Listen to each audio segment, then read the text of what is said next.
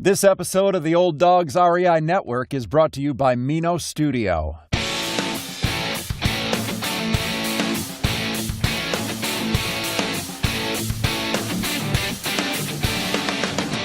Welcome to the Old Dogs REI Network, where cash flow is king. Real estate investing, the means, so you can enjoy your retirement dreams. This is the show where we cut right to the chase. No sales pitch, no long monologues, just simple how-to real estate investing advice, so you can earn the passive income you need to enjoy your retirement today. And now, your host and chief old dog, Bill Manassero. Hello, old dogs, and welcome to Fun Facts Friday. This is our once-a-week, only on Friday show, where we have special episodes, not featuring guests, where I will share tricks, tips, terminology, and techniques that will help skyrocket you to real estate investing success. Today's topic is Ask Bill. We have Finding a Mentor, Multifamily Investing, and Common Real Estate Investing Problems. This is our monthly Fun Fact Friday Ask Bill episode, where I answer some of the real estate investing questions received during the month from emails, in-person conversations, phone calls, or through online portals such as biggerpockets.com and Quora. But before we get started, we are broadcasting here in beautiful Southern California, near downtown Mission Viejo. That's right, live. Well, live for me. Actually, it's going to be kind of past live for you guys. But anyway, hey, I just wanted to touch base with you and just say hello. I can only do that on Fridays. You know, Fridays I got a little bit more freedom. I can do that. You know, usually I have guests and you know, they got busy schedules and stuff. So just a couple of quick things. I always try to give you tricks and tips and terminology, that kind of stuff. So some of you have expressed an interest in hearing a little bit more about my background and how I even got into real estate. So, you know, we do mention it in certain podcasts throughout the history of the Old Dogs Network here, but there is an interview that happened, and some of you may know about this, on biggerpockets.com.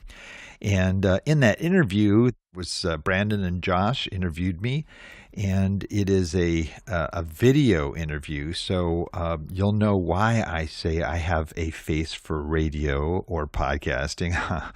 Okay, anyway, but it is a video, and it was a blast. These guys are just so much fun, and biggerpockets.com, I'm one of their biggest fans. So anyway, but in it, it's really interesting, the interview. They asked some great questions, and I thought, yeah, if you want to hear a little bit about the background, I also talk a fair amount about Haiti and what we're doing over there too. So that might be kind of fun.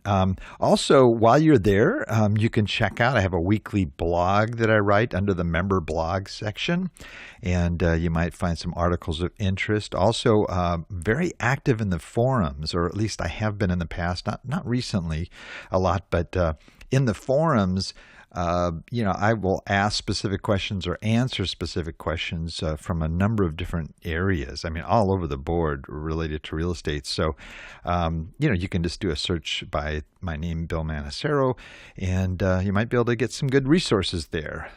Also, one other item, if you haven't checked out our ManasseroProperties.com website. Now, Manassero Properties is our real estate investing arm. We have just some basic overview and information about our real estate investing activities. And you can also sign up for our investor newsletter there if you're interested in investing in our upcoming projects too. So you can check that out, Manassero, Manassero Properties.com.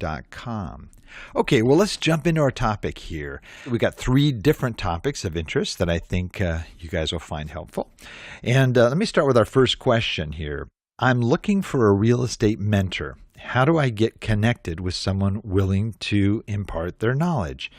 You're a very smart person, first off, for this question. I think it's a great question, and just the fact that you realize the importance of a mentor is really, really important. A lot of people, they think, well, I've read a few books, I've attended a few seminars, I'm ready to invest.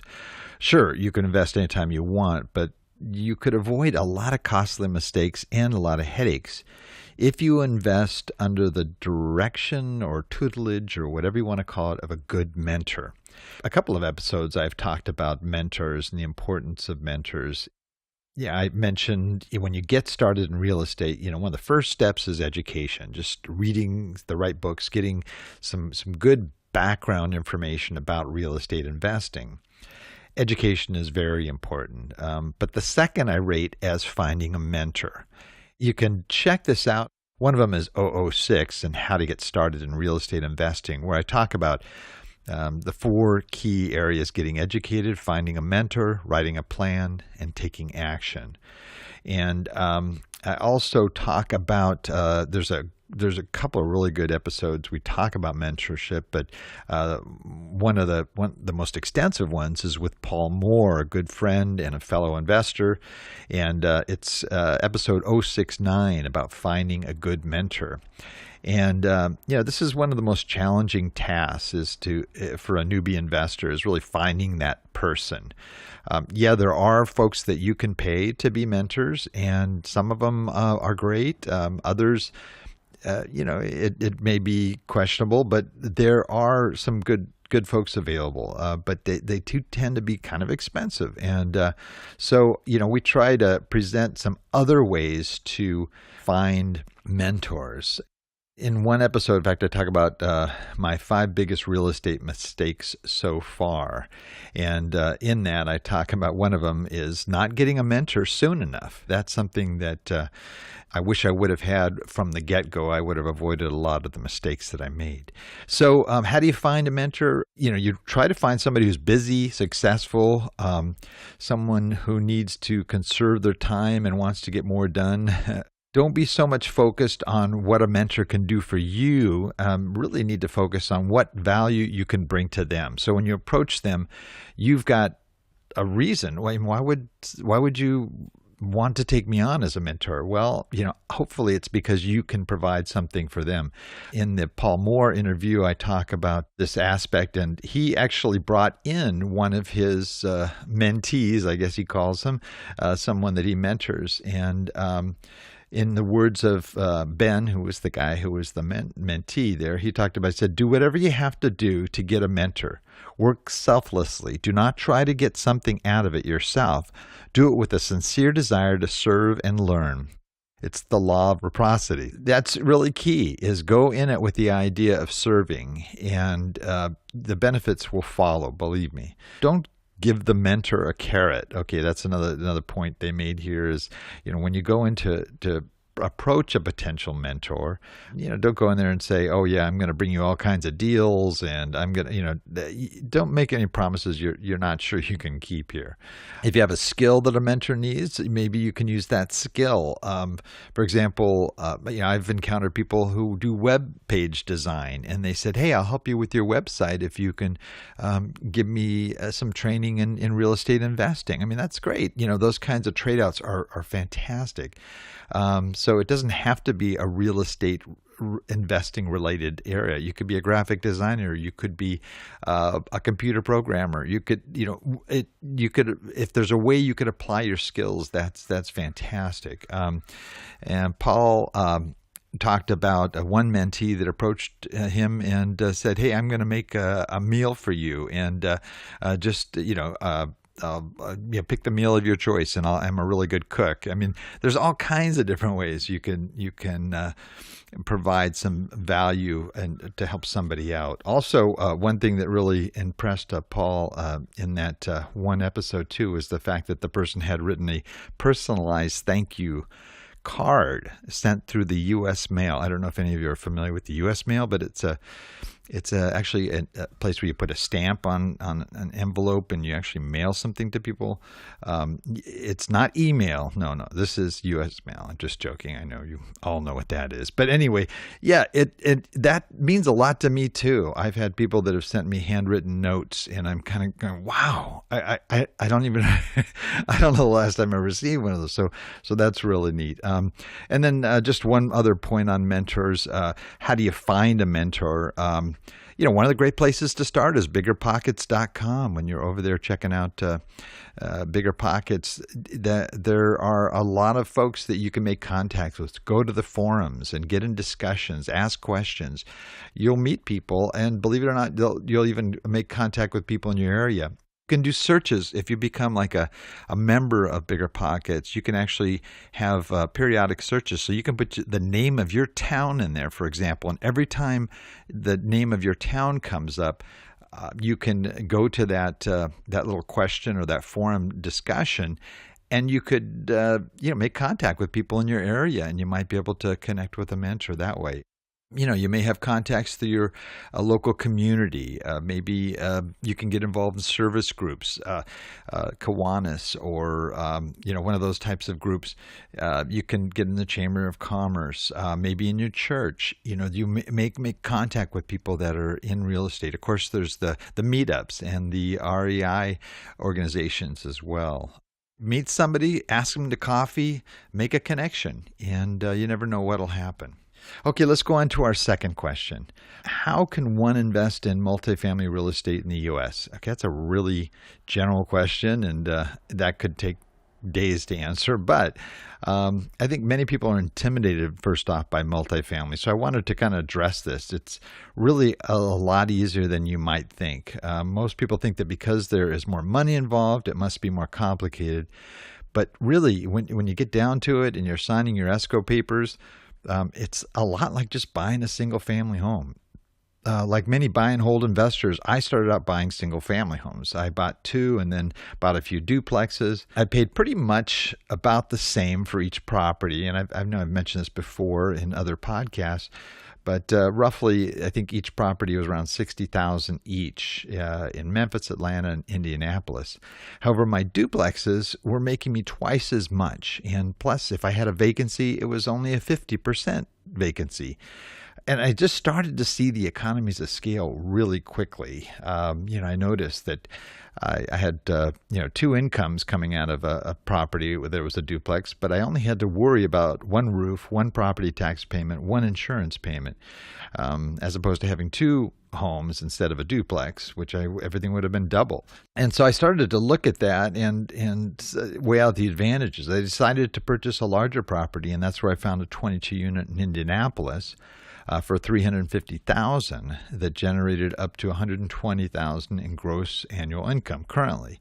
So if you just look at the return on that, that's like a 34% return on my investment in 3 years. I could literally, if I just took all of the income, and again, that was gross income, but if I applied the income, I would pay this property off in a very short period of time, just based on the income itself. So there are some great returns in multifamily. This kind of motivated me to go ahead to set the goal of 1,000 units by the year 2020. In fact, if you want to find out more about that, there's also going to be a link in the show notes here to episode 014, how I will acquire 1,000 units by 2020. And I know that sounds like a pretty aggressive goal, especially since it's 2018 already. But I'm ready. I'm going to give my best shot to do it.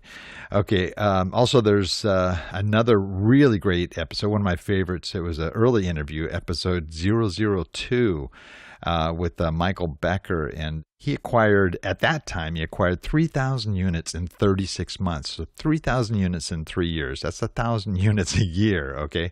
I'm trying to do 1,000 after 6 years. So it's an amazing story. He's probably over 4,000 by now, but really sharp guy out of Dallas, Fort Worth area. Great episode to listen to. One of my favorites. Okay, well, let's go on to my third and final question. What are common problems encountered in real estate investing? There are a number of them. The biggest problem I had with real estate investing, really, if I just look at the number one, it was not starting sooner. I started roughly 59, 60 years of age. So it was definitely later in life.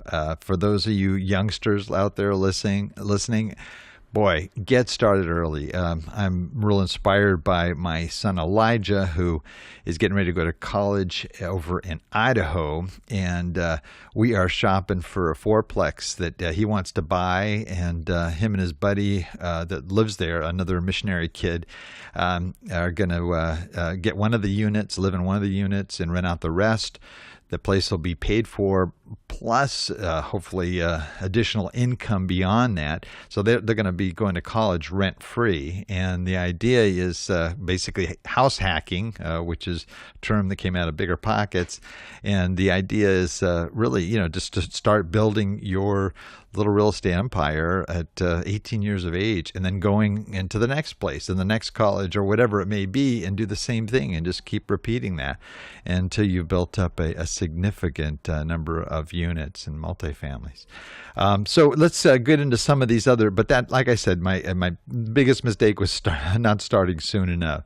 Here are a few others. Not having a mentor. Okay, we already talked about that, but I'd done much research and felt I was ready to get started, but I didn't have anybody to give me feedback. I made some dumb mistakes, especially with some of the turnkeys that I purchased, and if I would have had a good mentor, I probably could have avoided those.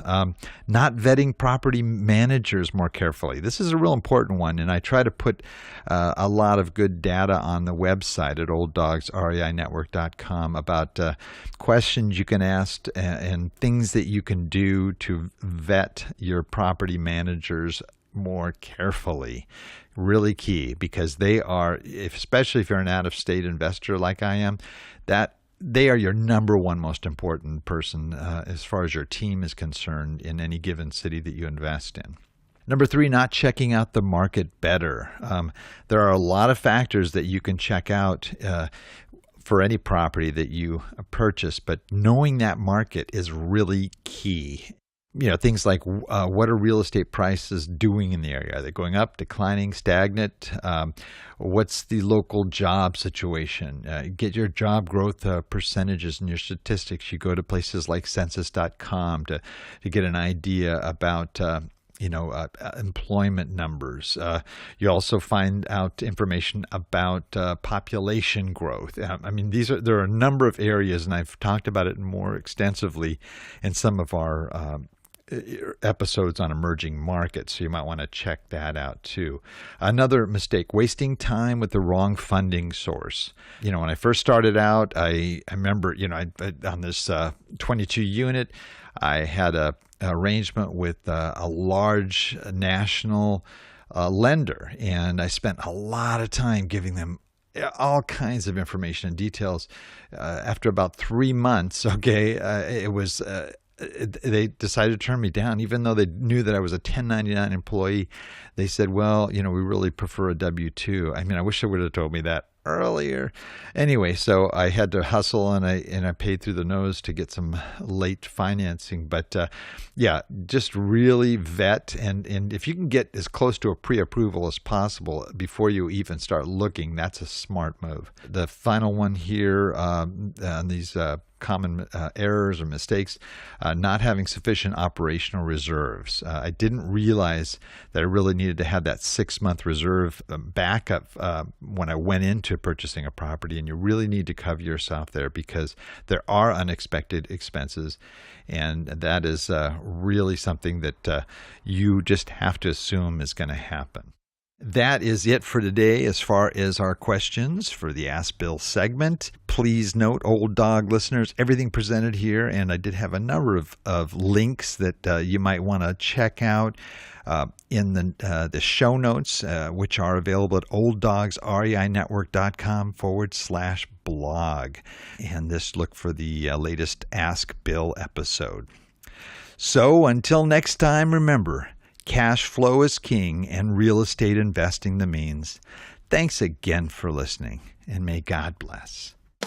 Thank you very much for visiting the Old Dogs REI Network. We would greatly appreciate if you would stop by iTunes and let us know what you think of the show. We would love if you could subscribe to the podcast, give us a 5-star rating, and write a review. The more ratings and reviews we receive, the more visible the podcast will be to others. Thank you.